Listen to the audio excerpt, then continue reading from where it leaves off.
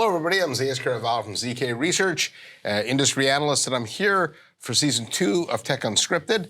This is going to be a great session. We're talking about AI readiness and digital resilience, specifically in the world of healthcare. And in fact, I think AI is really at a crossroads in the world of healthcare. On one hand, we have the promise of AI, virtual treatments, predictive diagnostics, a lot of the tedium removed from healthcare. And on the other side, we have the threat landscape. And so to discuss this, I've got two great speakers with me. I've got Jamie Clegg, Head of Digital Innovation, Milton Keynes University. Jamie, welcome, and a quick intro on yourself. Thank you. Well, it's great to be here, first of all. My name's Jamie Clegg, Head of Digital Innovation at Milton Keynes. Previously, I was the digital lead for the National Rehabilitation Centre, which is the UK's first net zero hospital. And I've been fortunate enough to work on the new hospital programme, which is once in a generation opportunity within the UK to revolutionise and transform healthcare. And this at Milton Keynes now working on the second hospital and really looking at how we implement technology and unlock the power of AI. So I'm excited to talk through that with you both this morning. Well, that sounds really exciting. Also joining us, Dr. Michael von Wagner from the University Hospital Frankfurt. You are the Chief Informatica Medical Officer. Dr. von Wagner, intro on yourself and what that role entails. So in Germany, we also started to introduce the role of physicians who are participating very active in the digitization of the hospitals. And this is the role of the CMIO, Chief Medical Informatics Officer.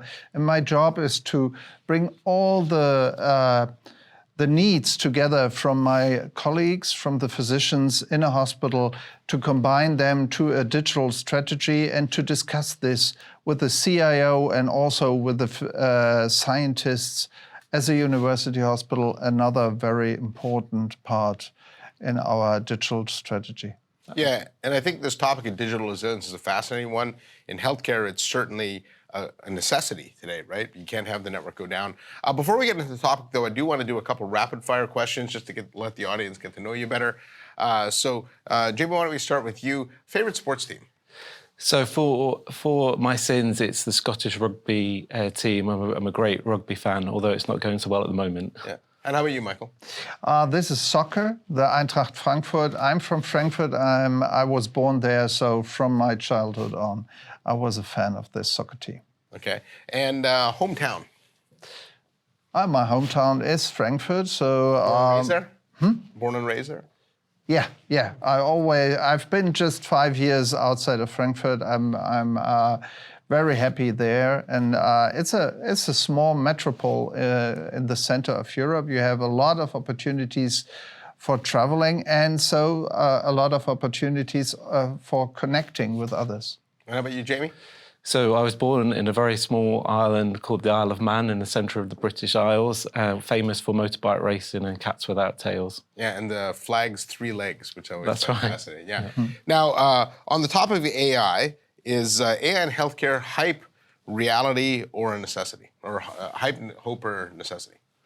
So I think it's a bit of all three. Yeah. I think the ultimate capability of AI is tremendous, but also you can't go to a conference, you can't watch a webinar without AI being thrown around like a buzzword. And there's obviously, as you mentioned at the beginning, a number of risks that come with the utilisation of AI.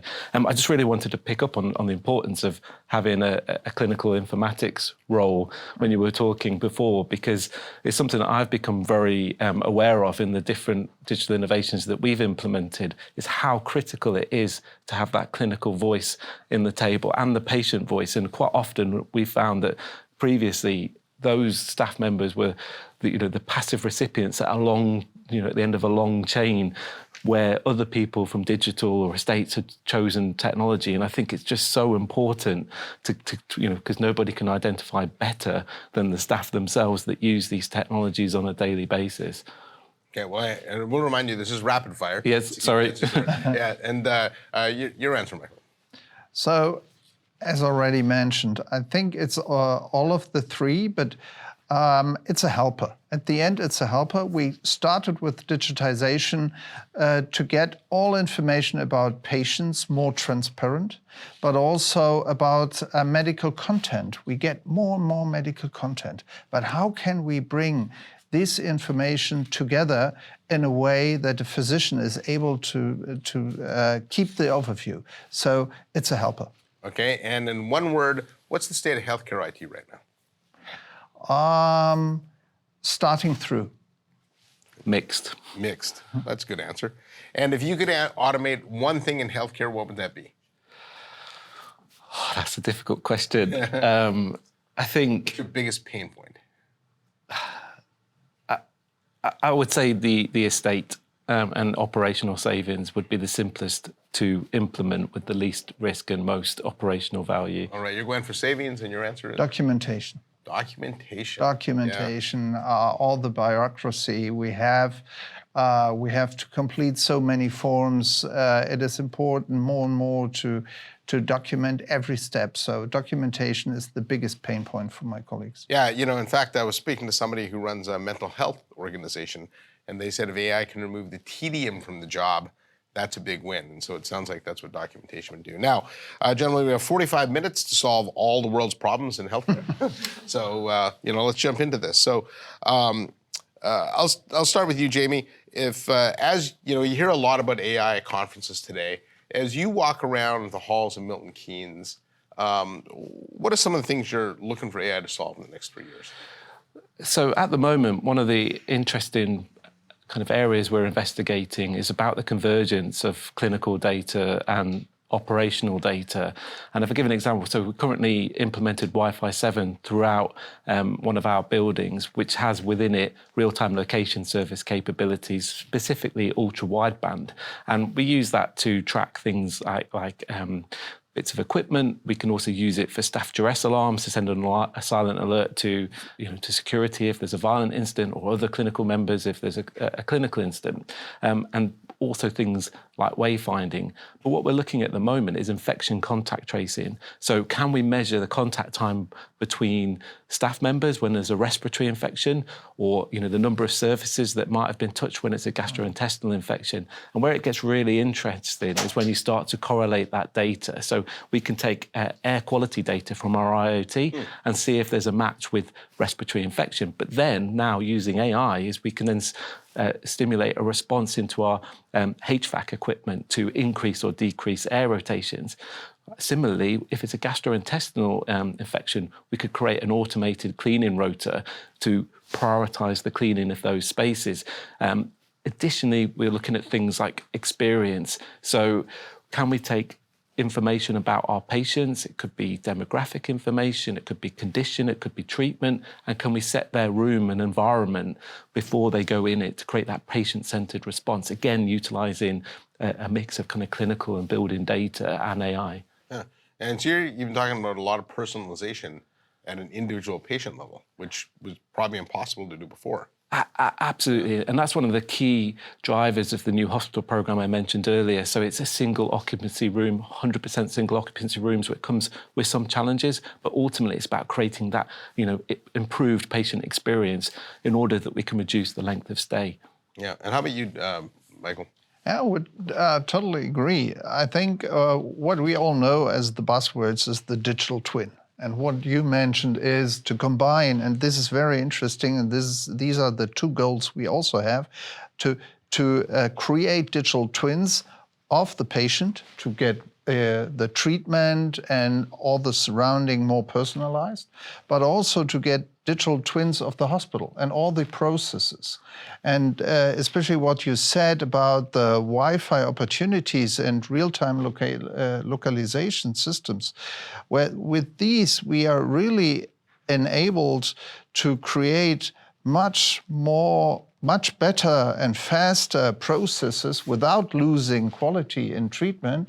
And if we can combine at the end both digital twins, then we are there that we not only get in real time all the information, but also to prognose the situation in the next week and to simulate any changes we are doing and to better understand what is happening. If we say we open all doors in the emergency department, for instance, and what is happening with all the elective patients who are planned and vice versa. And these are all opportunities not only taking the patient in the center of our plannings, but also the staff members, and to optimize their working situation. Yeah, now there's lots of things AI could do, right? And we talked about some of those. But in the short term, are you looking more for operational savings, or do you want to try and change the way the clinic works? So it's a multitude of areas, and to pick up on what we were talking about there, it's similar. So we're looking also at open roaming, which allows us to prompt a response when somebody arrives on site. Now, we have something in the UK called the NHS app, and the ambition is for everybody to use that. And we could potentially... It's been a long journey for that. It has been a long journey. And it's features prominently in our new 10-year health plan.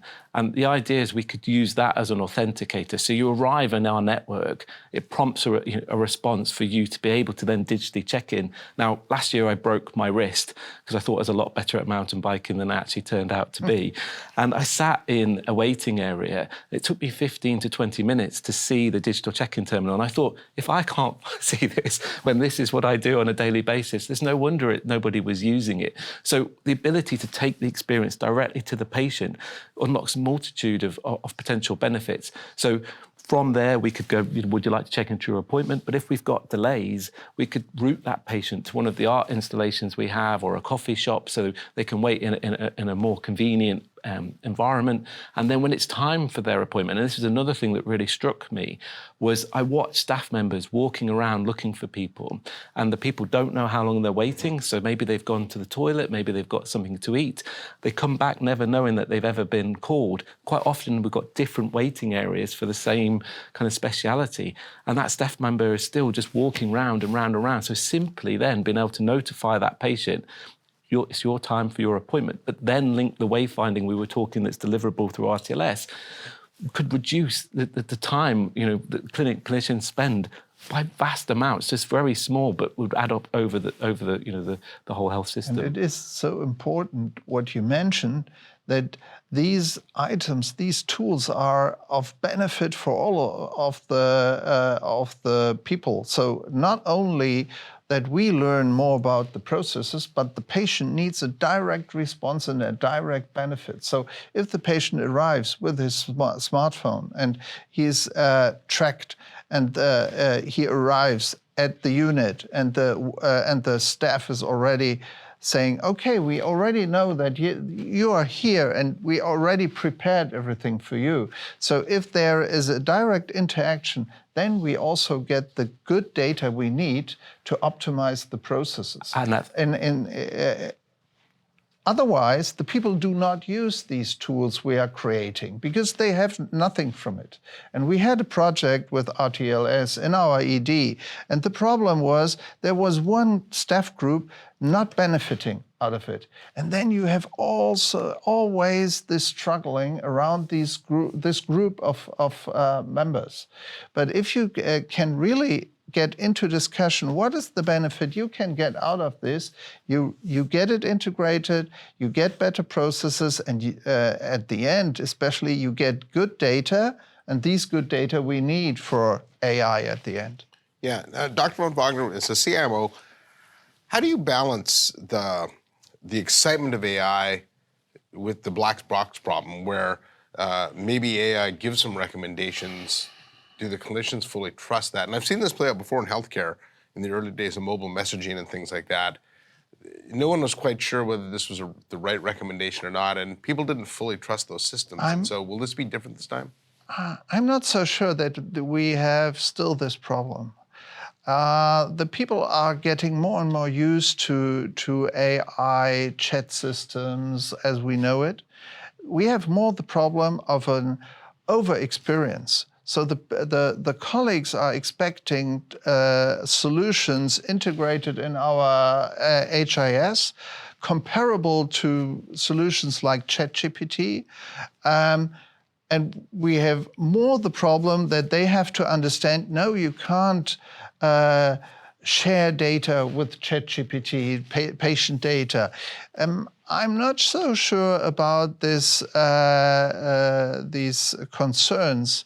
I see more at the moment the problem to fulfill all these experiences. That's kind of what I've seen. Jamie, have you seen that?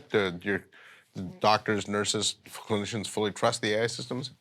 I think it's understanding that AI is a tool and it still needs that human at the end to make the ultimate decision. Like things like ambient voice can be incredibly powerful in locking time. And, we can clinically code conversations between patients and staff and vastly reduce the time it takes to send out letters and book in appointments and procedures. But you still need to ensure that there's a person there that signs that off and has that diligence. And I guess there are, I completely agree. I think as we move forward, that kind of concern has begun to reduce, but we still have to be observant of hallucination about how agents might interact. But I completely agree, and this is one of the roles I have, to interact with the colleagues and also to get, on the one hand, their needs integrated in solutions, but also to give back all our concerns working with these systems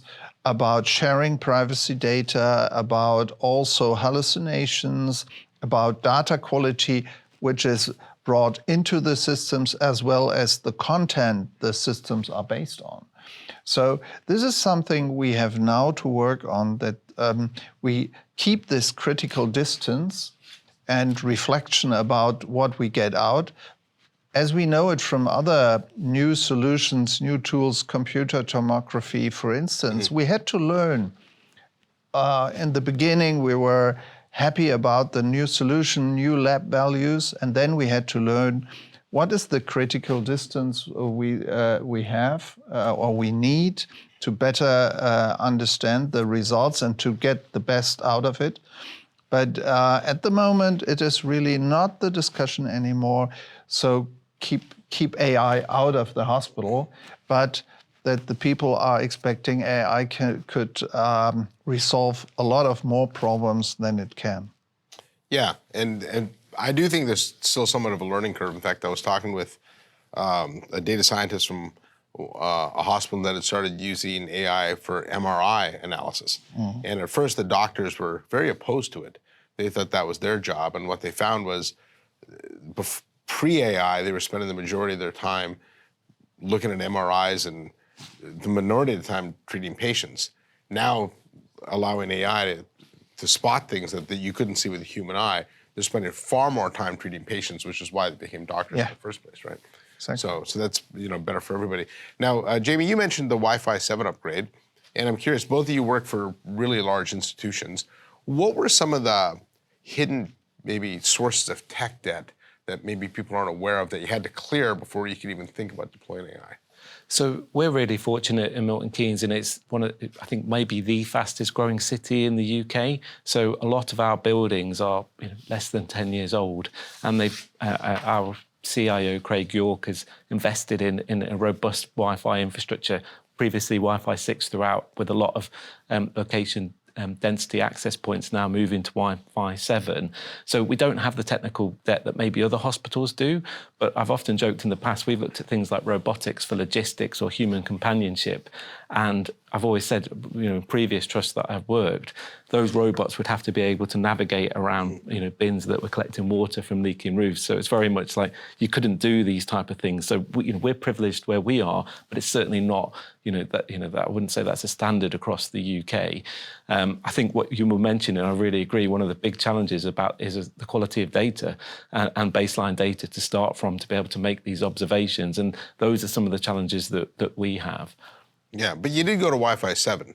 Yes. Right? And so was that a critical part of being able to do it across your campus? So Wi-Fi 7, there were a couple of reasons that drove that. One was around the expanding of our smart building capabilities, and we wanted to investigate all these things, like I mentioned, like wayfinding, IoT, that sort of thing. But also, we realised that the density of access points we required for things like EPMA, EPR, kind of fit with RTLS capability, and we wanted to really leverage the 5 gig bandwidth so we didn't have cold spots for medical devices going across Wi-Fi or staff as they were migrating around the building. So there were those kind of twin driving points, really, smart building and connectivity.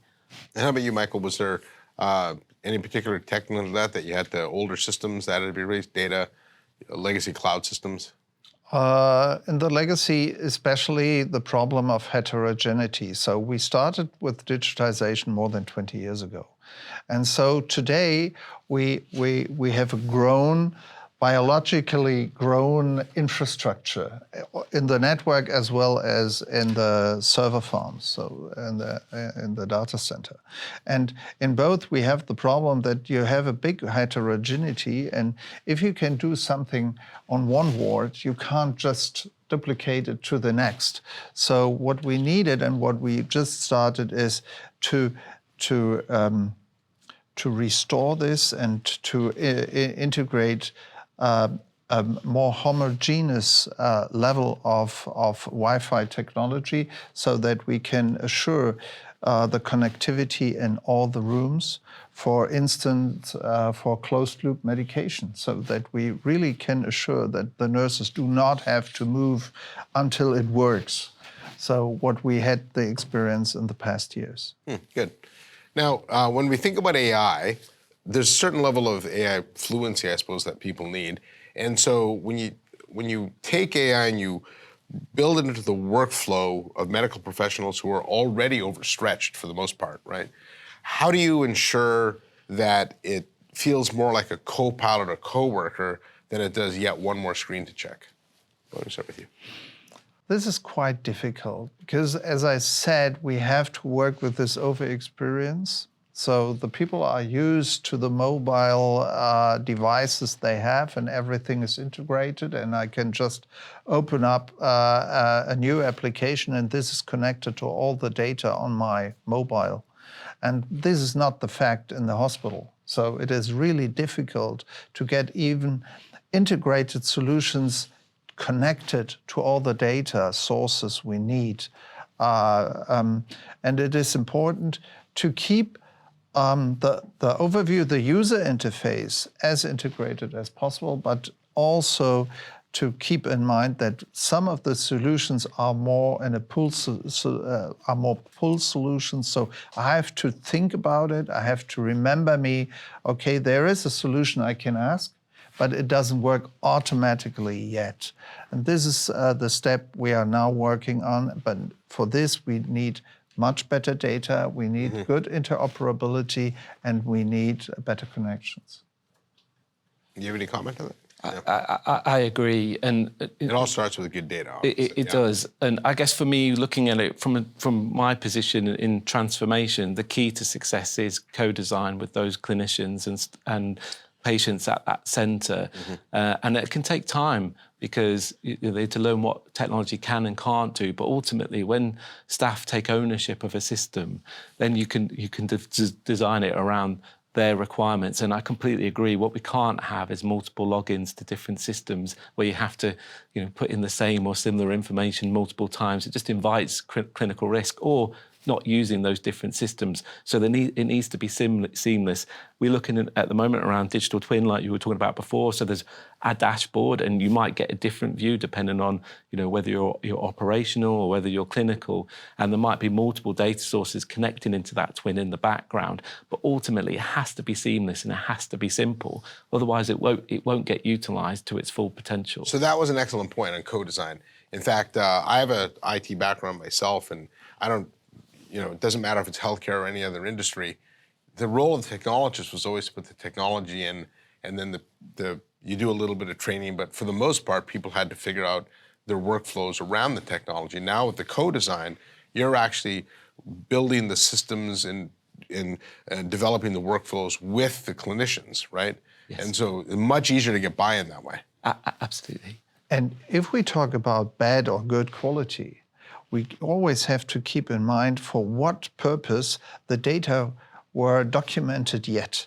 And this was not for using in AI. It was for is usually just for documentation for legal reasons. And maybe that someone, a colleague very good informed about the way I'm documenting, that it is easy to understand. But it was not designed for an algorithm to understand the information. And we have to bring these both things together. We have to teach the physicians, if they document, they are documenting that the solutions are running well. And if they know I'm documenting for instance, allergies in a very structured way, then it works together and can show up an interaction with the prescription I'm doing now of a medication. But this has to be a co-learning of both sides, of the technicians as well as of the physicians. And we can't wait with AI until the data are better. They won't get better unless they have a reason for. And so it is so important, this co-development, because also the physicians have to learn, okay, what other purposes these documentation can have. I really like, because ultimately it's not a static point, is it? It's a continuous, iterative improvement, and that is where the clinicians really can then identify that feedback loop of what's working well, what's working not so well, and how it continues to drive forward. We don't even know the power of some of the data sets we have. So AI allows us to look at these correlations and see where we can implement change or intervention to maximise that. But we have to do that from an open, continuous development perspective. Yeah, and it's a good lesson for all the IT leaders watching this. It's important to get the user base involved with co-design of these things if you really want to get buy-off and have success there. So I'm glad you guys brought that up. Now, healthcare used to be strictly 100% on-site, right? And Dr. von Wagner, the definition of hospitals changed. In fact, Germany itself has been moving towards this hybrid care model. Do you see that being something that's that's here for the foreseeable future? Yeah, we really hope in these new idea of hybrid healthcare, outpatient and inpatient clinic, to bring a part of wards into the house of the patient. So to get the patient connected to us, especially we have more and more chronically ill patients who are suffering or a disease for years, and we try to get the best quality of life to the patients and the patients as much time as possible at home. And so also because of the better healthcare we have today, and I think this is another opportunity to use new technologies to get the patient connected to the healthcare providers, especially also to get the GP connected to the specialist, connected to the patient, and this one again, so that they have a kind of a triangle. And if they all use the same information about the current situation, it is much more efficient than today. Yeah, well, it's very people-intensive today, right? So now you're using technology to close that gap. And Jamie, on the topic of virtual wards and remote monitoring, are we essentially seeing your hospital perimeter extend into people's living rooms or homes? And what kind of stress does that put on your hospital network? That certainly is the ambition. And to pick up at one of the areas I was working on at my previous role at the National Rehabilitation is we looked at how technology could have an impact on clinical outcome. So we had patients with spinal conditions who had very limited mobility. So one of the technologies we implemented was voice-activated environmental controls. So you could influence the heating, the lighting, yourself. And ultimately, we were looking at, how do you take that experience into the patient's home after the rehab treatment has completed? Because the last thing you want to do is to give someone a capability from technology and then take it away again. And I think that these are the sort of questions, along with things like remote monitoring from a virtual ward perspective, is how do we give people the opportunity to recover in their own home, where we know it's a more comfortable experience, and there's a lot of research that shows that it's a better environment to recuperate in. But how do we mitigate the risk of lost connectivity, response, that type of thing? And it is a challenging balance, and I think it starts with ambition and utilising robust empirical data and continuously monitoring the efficacy of the approaches that we take. Yeah, let's pivot to security a little bit. And, Michael, in an era where ransomware is so prevalent and we hear all the time about harvest now, decrypt later, what are some of the specific vulnerabilities in your environment that keep you up at night? Of course, the loss of the information. So the complete shutdown of the system, and at the end we are back and with paperwork. And we had 2 years ago a cyber attack. We could provide such a switch off of the system, but we had to cut the outside and the internet from our intranet. And we were in a way locked in. And we had to learn how much even this means to the processes of the hospital.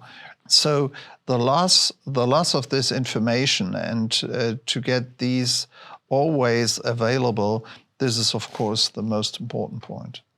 Yeah, and Jamie, I know you've just modernized your network recently, but when you think of the concept of digital resilience, it's not just about stopping an attack, right? It's about rapid recovery and continuous operations. And so how do you design your network in a way that if a system goes down, you still can have the continuous operations?